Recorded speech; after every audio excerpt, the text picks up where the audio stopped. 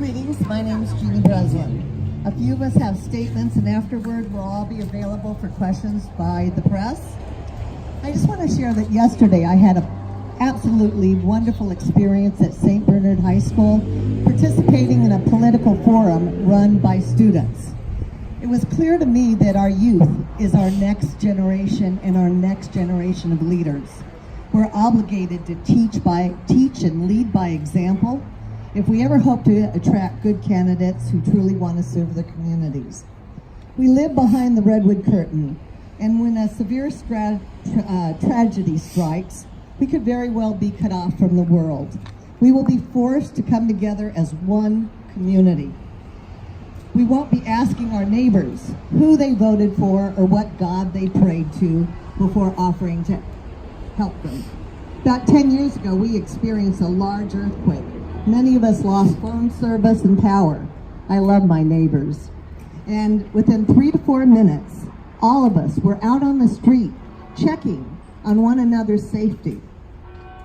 One neighbor was a nurse, another neighbor was a fisherman, and that could feed us all.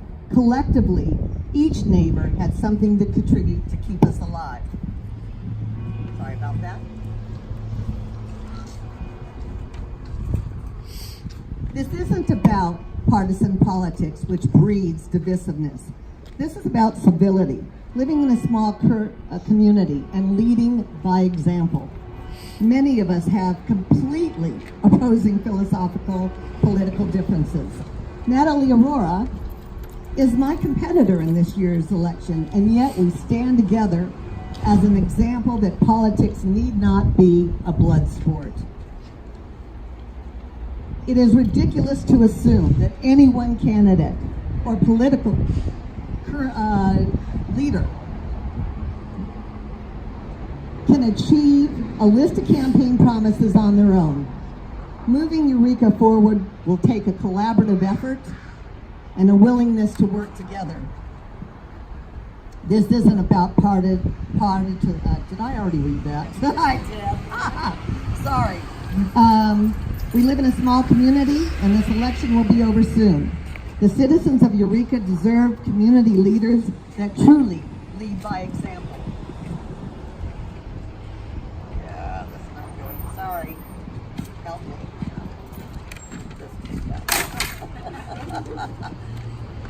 I'm human. So I say that the citizens of Eureka truly deserve leaders that lead and teach by example, that conduct themselves respectfully and with professionalism, honor, integrity. Thank you very much.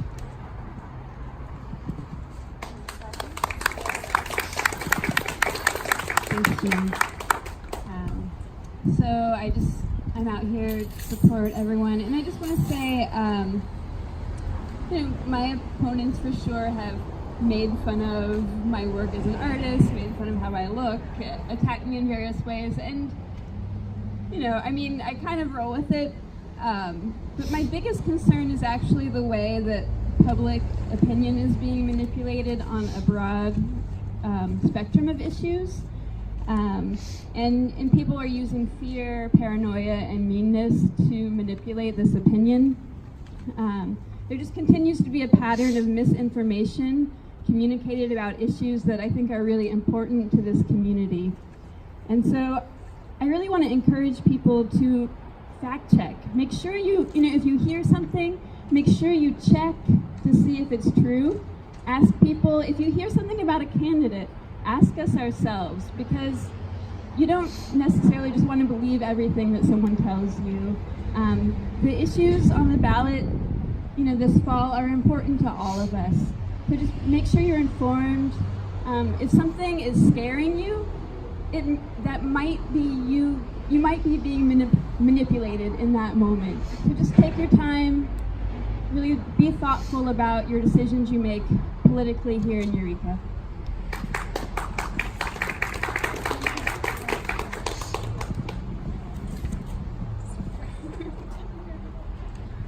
All right, well, Eureka is a small community. We all stand together, we work together, we live together, we play together. We go around the community on a regular basis. We see each other everywhere, even driving down the street, walking down the wonderful boardwalk we have here, the waterfront. And intimidation, bullying, and hate are beneath this community. I think it's absolutely beneath us. We all deserve better, including our children, our grandchildren, and that's who we're standing for. As leaders, we stand together, we stand for unity, we stand for decency, and we stand for respect. Whether it be in a school classroom or on the playground or social media or in a meeting, whether it be in public or in private, we are better together no matter what, no matter our diversities. We have to treat each other with respect the same way we want to be treated. Through that value and respect, we have opportunity to move past our differences and come together toward united vision. We have the opportunity to move forward toward a better future. We stand today for the way our community is moving to the future, not looking to the past. And we're saying we want better. We want better for our children, we want better for our grandchildren, we want better for this community. Leadership is not about trying to be the best, it's about making others better. That's what leadership is. And so today, what we're doing is we're coming together to stand for a better community.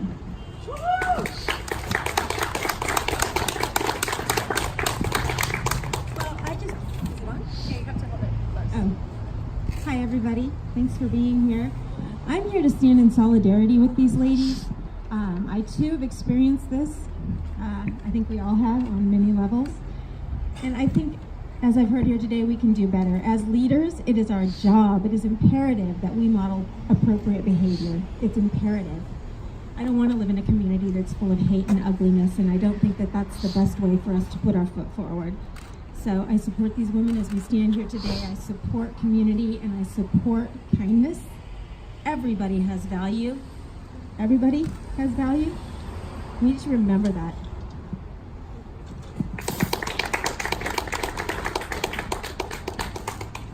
So all of these words that have already been said are a beautiful reminder of why it's important to stand together. And I want to speak specifically about this press release and why it was developed.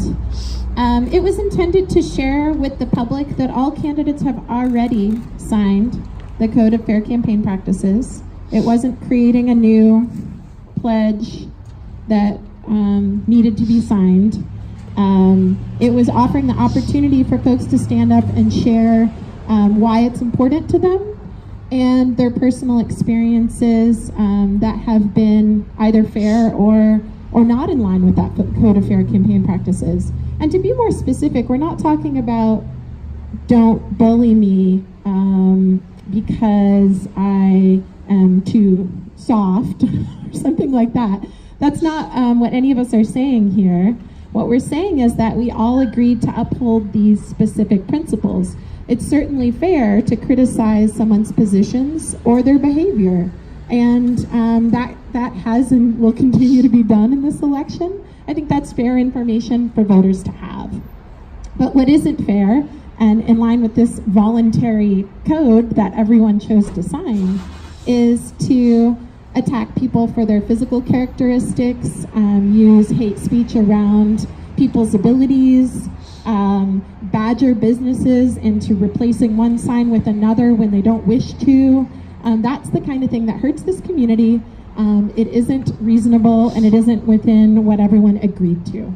So the point is to say, here's what we all agreed to. Let's remember that. All of our supporters, please remember that, because it also includes that we will not coerce election help. And that means being, a fair and reasonable supporter of that person as well. We don't have control over that as candidates, but it's, I guess, an exhortation that we all remember that. Signing the Code of Fair Campaign Practices, which was voluntary for all of us, doesn't infringe on our rights to do those important things, critique the policies and behavior of others. So I just really want to underscore that. And I want to say that so many of us really focus on being business friendly in this community and what we can do to improve business and improve jobs. And doggedly harassing businesses is not business friendly, and it's going to hurt the reputation of your candidate. If that's something that folks choose to engage in, that's too bad, because it's hurting everybody. It's hurting local business and probably making folks disgusted with your candidate. So I exhort everyone to continue to campaign fairly and put their best foot forward. I think there's a couple more folks we want to hear from, and then we'll do questions.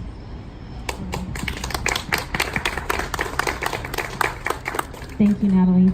So Caroline Brooks couldn't be here today. She asked that I would read this. She said, "I don't feel this is a political move. I believe that underhanded and childish tactics have been used in this election cycle.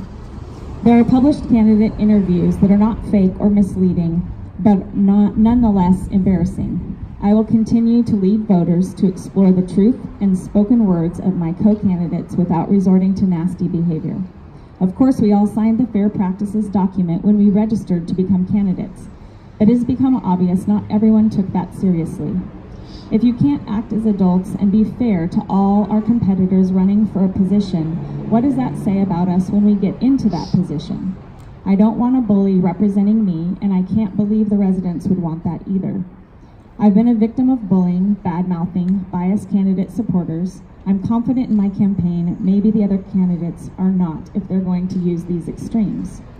I'm in support of this reaffirmation simply to remind everyone of the initial Fair Practices document we all signed. Reminders are needed, not just for us, but for our children."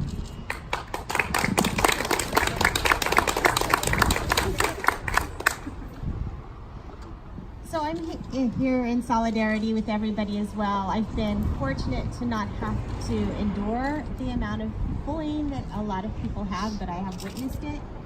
But what I really want to talk about is how many candidates we have right now in the race is very unusual. It is not unusual to maybe be able to find one person to run. And a lot of that has to do with the fear of what happens when you run.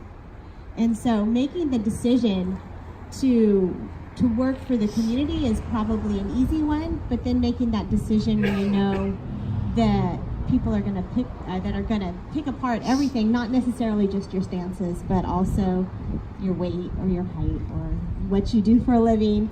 And so I'm really here in solidarity to remind people that if we continue to act in a manner that's bullying, we are going to have fewer and fewer people participating in the process in the future.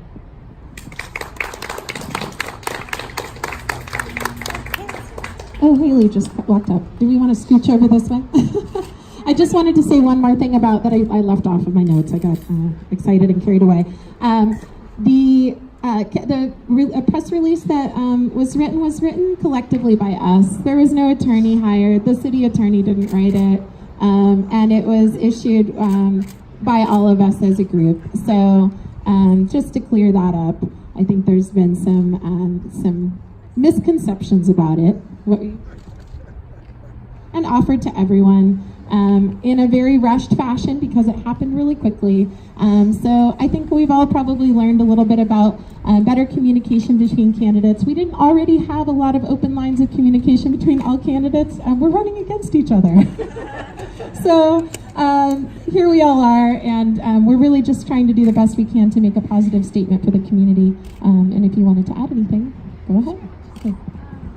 So the only thing I have to add is that this shouldn't be seen as an attack on certain candidates. I've been hearing that a lot. Everyone did have the opportunity to sign it, and it's not a big deal if they didn't sign it. It doesn't mean that they broke the letter that we had signed. It doesn't mean that they've already broken it. So I just want to clarify that and just state that this is an attack. This just says that we agree with anti-bullying and we don't agree with hate speech. So that's all that this is saying. So just off of what Haley said, this was actually brought to everyone the same day. Some email information was incorrect, and so some people didn't receive it. That was unfortunate. However, in the letter itself, it said that anyone could come today, anyone could continue to sign on, everyone was invited to be a part of this. It was just a matter of saying, hey, we as candidates want to stand for non-bullying in our community. There's bullying going on in schools, there's bullying going on constantly. We hear about it at least as elected officials, we hear about it a lot. And so it goes beyond the candidacy. It's just that we're the ones who are leading the way right now, saying either we are leaders or we're going to be leaders. And so we need to be the people who lead the way in setting the example of being kind and respectful to one another. That's what this was all about. Thanks. Good role models.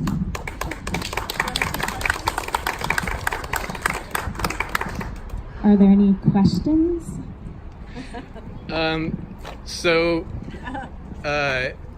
There was already an agreement that everybody signed.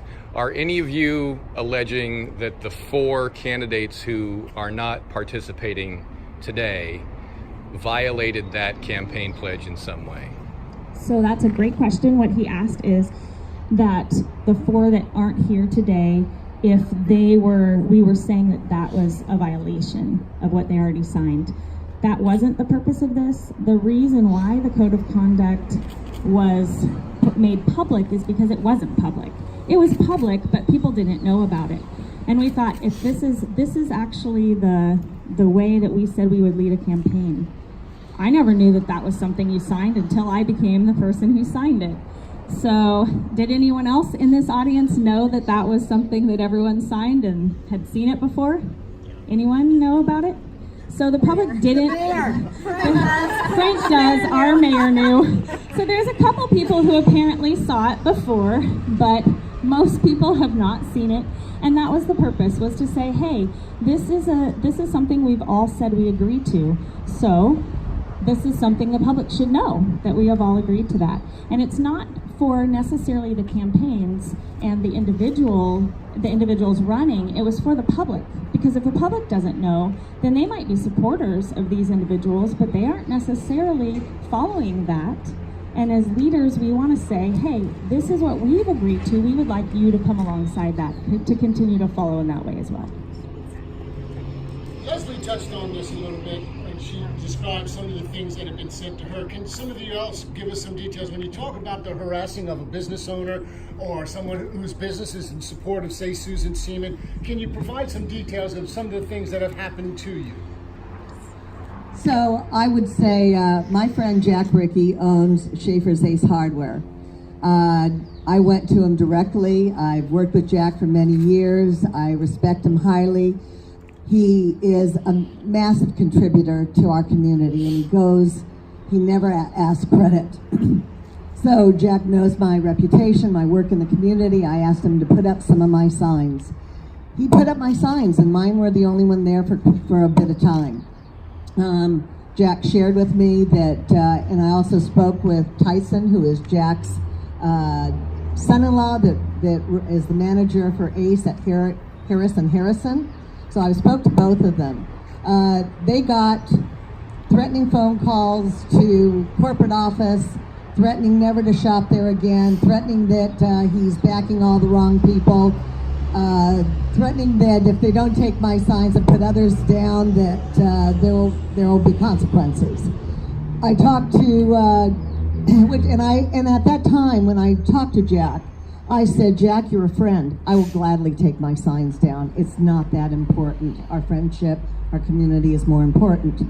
I spoke to Tyson a few days ago, and he shared with me how 2 individuals had come into his store, and absolutely, it was an uncomfortable experience, to say the least.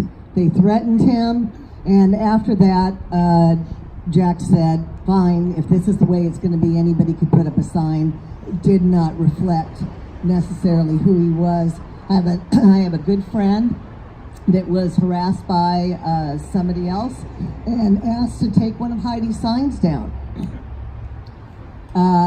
Those kind of things, I think, are really unfortunate.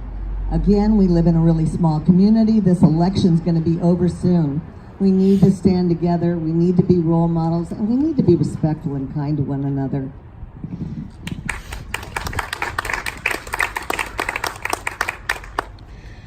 So I'm not aware of specific hate speech directed at me. It may be out there, but I haven't seen it. And I also don't go looking for it. But I did have someone bring up to me that, I hope this is okay to mention, that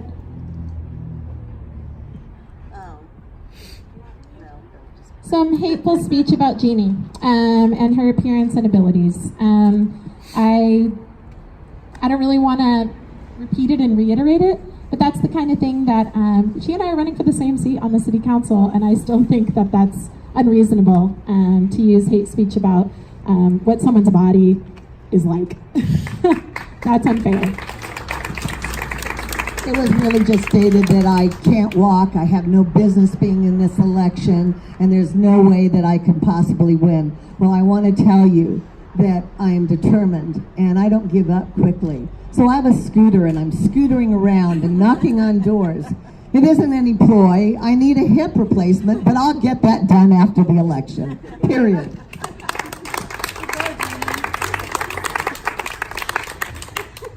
Were the people who made those comments connected to the campaigns in any official way? Yes. Yes. How do you know that? Have a relationship with those people.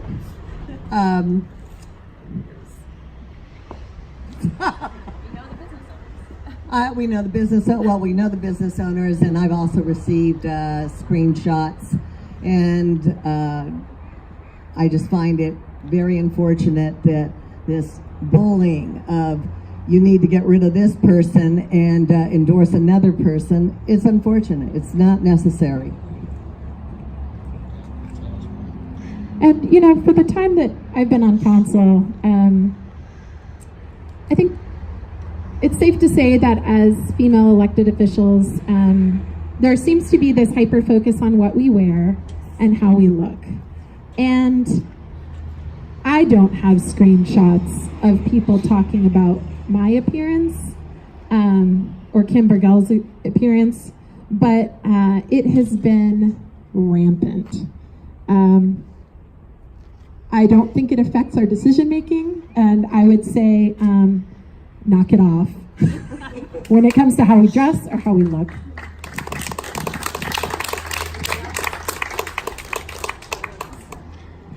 So you said it's, none of us really knew that this campaign fair practices agreement existed.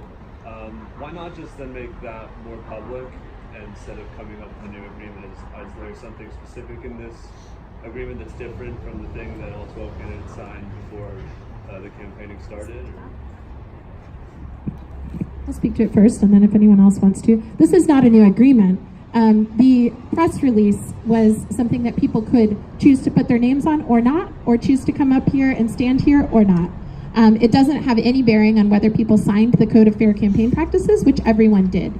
The purpose of this was to highlight that everyone signed it, what some of the key points in that document are, and then to give the opportunity for the press to ask questions like the one that just came up about, are there specific examples that people want to speak to? And there are many other examples that folks don't feel comfortable speaking to, which I think really illustrates the level of fear that some of the hate speech causes. So I don't think that any of us are really short on examples, but even doing this, even saying, the Code of Fair Campaign Practices is important, it's voluntary, and everyone signed it, and it hasn't been upheld in certain ways, is scary because it's resulted in a lot of negative pushback and, additional harassment.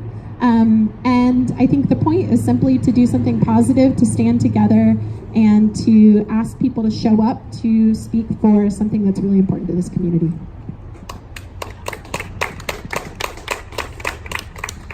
I just want to say it wasn't just about, for me, it wasn't just about this issue, the campaign. That had been ramping up, but we are constantly hearing about bullying in this community, and we've seen it. And it happens nonstop since I have been a part of this community, and it's particularly around elections, but it's happening in schools. There's a a man standing right in front of me that says stop bullying, and he's standing for that specifically about not bullying in schools. And we are saying we are leaders, or we want to be leaders in this community. And so if we're going to be leaders, that is what we want to stand for, is not, not that kind of behavior. We want to stand for something different than bullying. And if we're going to do that, then we want to lead the way in that. And we're calling all of our supporters to do the same. That when you see it, report it on Facebook. If you see that kind of behavior, report it as fake news or as hate speech or whatever. It's not okay. That's the way we treat one another. This is a small community. We're not Chicago or some New York, and it's not a blood sport. I think Jeannie said that. This is not a blood sport. We are here. We're neighbors and friends. We want to be a collaborative community, and the only way we can have a collaborative community is if we work together and not just take a section of our time and attack each other and hate each other. So we'll only move together in unity if we stand together in respect. I would also say that I'm not a left, I'm not a right, okay? But careful on Facebook. There are real hate groups there. They're manufacturing, what do you call those, memes and hate speech. Not even considered, or it's not even factored in that facts and truth are an issue, because it's just all about rhetoric and hate. So I would tell everybody, be careful where you are, check your facts. This is, it doesn't have to be a hate sport or a blood thing. And again, this is not about not being able to take the heat. This is about standing up for ethical, professional, integrity, and a positive behavior, and really leading our country, or our city, and our kids by example. So if they're in violation of this, how can we hold these individuals accountable? That is so tricky. That is a great question, and I don't think that there is a way that, you can report things to Facebook if they are egregiously hate speech, and they will look at it and decide whether to remove it. What can't be really tamped down, I think, is the falsified information, videos that are taken out of context and published about people alleging that they're they have mental deficiencies or aren't safe to be around children, or whatever, physical deficiencies, that they're not smart enough to do the job, that kind of thing. Obviously no one can infringe on your free speech rights, so here we all are. The time of the internet is a tough time for positive communication, but there are also examples of, I know my supporters holding my signs being photoshopped with someone else's name on them. That's cute and funny, I guess. It's like a cute, funny meme to some people. But actually, those are my supporters, getting out front and center, holding up, something that they think is important for the community, which is, they believe that I would be the best representative for my ward. And so to Photoshop that and share it, maybe we can't hold specific campaigns accountable, but it's just plumb ridiculous. So I think everyone can just choose to, I think what Leslie said is incredibly important about fact checking and understanding where your information comes from, and really using those facts to base your decisions in this election. If someone's just full of attack rhetoric, is that the kind of leader that you want in this community? That's a great question for everyone who's a voter in Eureka to ask themselves. And what we can do is we can say we don't condone this type of action.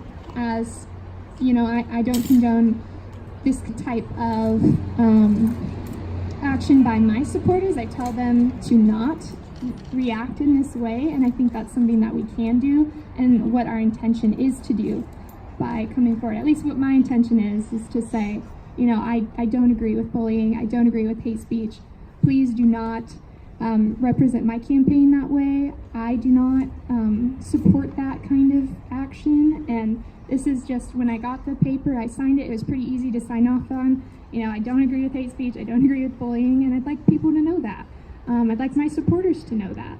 So that's why I signed it. Any other questions? Yeah, I think, there's still not a lot of specifics here, and I know, like, our readers viewers are going to wonder, like, if we can't hold a specific campaign accountable for any of this behavior, I'm wondering what the point of all this was. I mean, does anybody want to identify a specific campaign? So I know people love to have specific details about bad behavior, but one of the reasons why we did this is not to point people out and humiliate people or try to attack other people, which is exactly what we're saying we don't want to do. It's basically turning the tables, right? If we want to start pointing fingers, this is what they've done, this is what they've done, it just becomes blood sport again. It comes throwing, mudslinging back and forth. The whole purpose is to say, hey, this is something we all signed. This is something we all agreed to. We want to take this and say, community, this is what we agreed to, and we're leaders. We're going to lead in this way. We're asking you to follow. That was the purpose.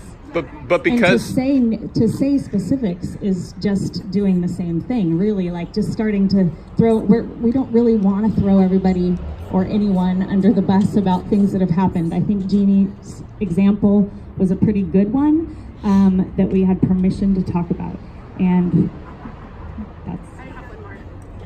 I'll list one specifically that there's evidence about, and like I said, there are many other examples that people either are fearful to give or there isn't substantive evidence about. But Stormy Winters went and has been, who manages local campaigns, has gone to individuals and businesses demanding that signs be taken down for Jeannie and be replaced with John Fullerton signs, and went to the Republican Party meeting, which I did not attend, and demanded that they retract the nomination or the endorsement for my competitor and replace it with Mr. Fullerton. So those are two concrete examples. I'm sure there are others, but maybe people don't feel that they can talk about them or that there isn't information to back it up. Or it also comes down to respecting the other person running their campaign. If it might be people, their supporters, stating who it is might directly impact the person who's running their campaign when it's not really their fault. You know, if that makes sense. So that's another reason why some of us might not want to disclose that information, because we don't want to attack the other person running that campaign. Yeah, I would just say something. I'm proud that I'm running a clean campaign. I've instructed all my team that there's no way that I'm going to participate or allow them to participate in character assassinations. It's counterproductive. We want to encourage every Eureka resident to vote. We don't want to turn voters off. We want to leave this as a positive message. And since some of this squabbling that's become more public is between the two folks running for the same seat as me, I just want to say that, you know, I support businesses and individuals having whomever they want as a sign in their yard, or endorsing whoever they want, whoever they feel is the best candidate for the job, even if it's not me. So I absolutely think that that's within our rights, and no one should be badgered and told that business will be taken away from them because of that. If folks see a sign out front of a hardware store, they can make up their own minds about whether they want to shop there or not. They don't need someone coming and saying we're going to encourage this widespread boycott because we want our candidate to be better represented. That's not up to you. That's up to each individual, and I think that's unreasonable and it's not business friendly. And we support business friendly Eureka. Any other questions? Yes. I do. So you were saying earlier that should you see something on Facebook or reporting to Facebook, if someone were to come into your business or as an individual approach you and say, I want you to take that sign down and put this sign up, and you feel threatened by it, is there someone that you can talk to locally that could help you? I would encourage people to, first of all, you could either contact the individual who it was against, which is what has already happened. I know a few of us have been contacted from businesses with those kinds of examples. It's happened over and over again. And like Jeannie said, we just, the ones of us who had it happen, you know, just apologized, said we'll take it down. But I think the bigger issue is the candidate themselves needs to know if someone is behaving that way that is representing them. So if someone from your campaign is doing that, or from a campaign is doing that, to immediately, you know, make sure you get their name or who they are, and then contact the candidate, letting them know that this person said they are representing you and this is what they've done. I think that's the community accountability we're calling people to, rather than just this back and forth. You know, it's so hard to keep accountability, but community pressure, community rising to the surface, that's what is the biggest amount of accountability there is actually saying, hey, we're all in this together and we're going to hold each other accountable. It's almost impossible nowadays to hold every individual responsible for everything, particularly with social media, but the public, all of us together as a community can stand for non-bullying behavior, and we can speak to that. And I mean, if it's egregious, I would say the press might be interested to know that. I think it depends on whether it's a campaign manager or just some, or the candidate themselves, or just some person who thinks that they're helping the campaign but maybe isn't. I think there's a lot of intent to help that is harmful. I'm seeing a lot of it out there. So I think, in some instances it might be worth taking to the press, and that's sort of up to you how much fire you want to take from some of the folks who are going to spin this and run with it.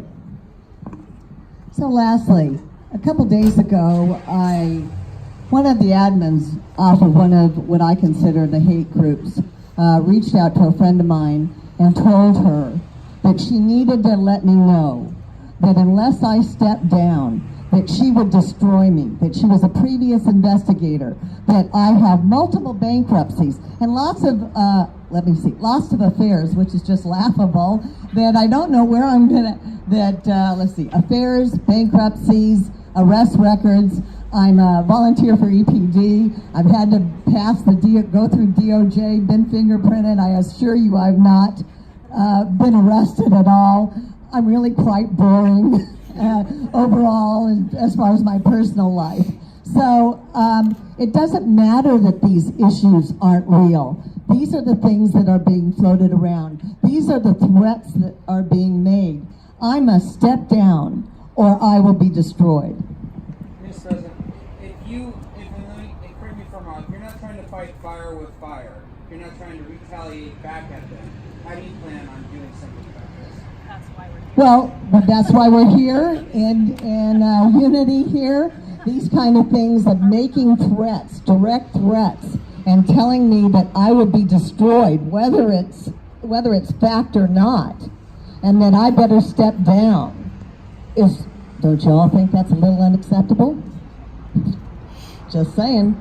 I have a really important question. Just 1 second, I want to answer the last question. It means an enormous amount, at least to me, and I imagine that it means an enormous amount to each of us here, to have this experience of solidarity. It's not, meaningless or, something that's just an opportunity for us to pat each other on the backs. This is a really hard thing to do. It's a hard job to be a city council person, and it's a hard job to run for office. And to have this opportunity to say, we can't necessarily prove all of these things, but we stand together about what we do want to see in the community is incredibly important, and it does, for me, have meaning. So it's not just fighting fire with fire in my book. I think, can we exhort folks to stand up and do better? Then great. That's what I'm here to do. That's, I think, a position that leaders should be taking.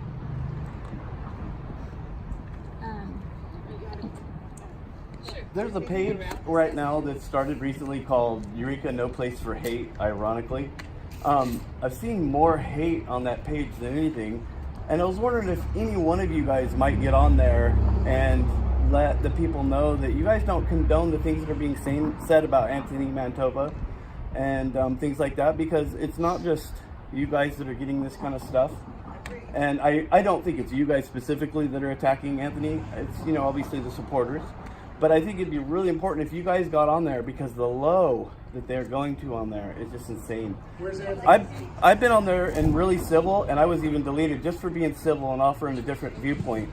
And I've been deleted already. I've been deleted off of everything too. And so I just hope that one of you guys, or two of you, or maybe all of you, could go on that page and say, hey, you guys, if this is no place for hate, Eureka, stand up for that, really, because that means for everybody. Where's Anthony? Dan Squire with the Times Standard. I spoke with him the other day. He said he wasn't going to be here today, but Well, you know, he's a busy man. I don't know. I can't speak you're not for him. speaking on his behalf. No, But I sir. have a question on that. I would like to say something about that. Again, I'm not left, I'm not right. I absolutely despise, don't support any kind of hate speech. I looked at that page. In my opinion, say the name of that page, Eureka No Hate or something. No place for hate. No place for hate, right? I found it equally appalling as the Humboldt County Conservatives group. That it's the absolute opposite end of the spectrum. They're both hateful. They're both not concerned with spreading truth, supporting, building community. It's the extremes are equally hateful. I would also encourage anybody here that's on the conservative group to say no more as well. And I will do the same for the other group. Natalie so, you know, Jeannie, we changed the policy. We've deleted things. We've let people know that that kind of hate is no longer allowed. Well, you know that I'm being absolutely annihilated on that page with no truth whatsoever. Not completely that way. We have a lot of supporters on that page, Jeannie. You really do. It sounds like a lot of folks might need to talk a little more afterwards. We do need to wrap this up because I know a lot of us need to get back to work or have other engagements. I just want to note that you know, the Code of Fair Campaign Practices itself says that, which is what brought us here today, is that we'll discuss the issues as we see them, presenting my record and policies with sincerity and frankness, and criticizing without fear or favor the record and policies of my opponents or political parties that merit this criticism. We all have an opportunity to examine each other's record and our past policies and positions and behavior, and anything that you know, does that is within the Code of Fair Campaign Practices. So if people have openly made statements, then it is fair to say, I don't agree with that statement, that kind of thing. Whether people form or share information in online groups, I don't think we have much control over that, but I would like to see the online debate be a little bit more civil. I have a question for you. As a representative of the city of Eureka, seeing you comment on that hateful page, Eureka, period, no place for hate, against a local music store, Anthony's Music Store. Yes. Can you explain that comment to us, please? Sorry, Leslie.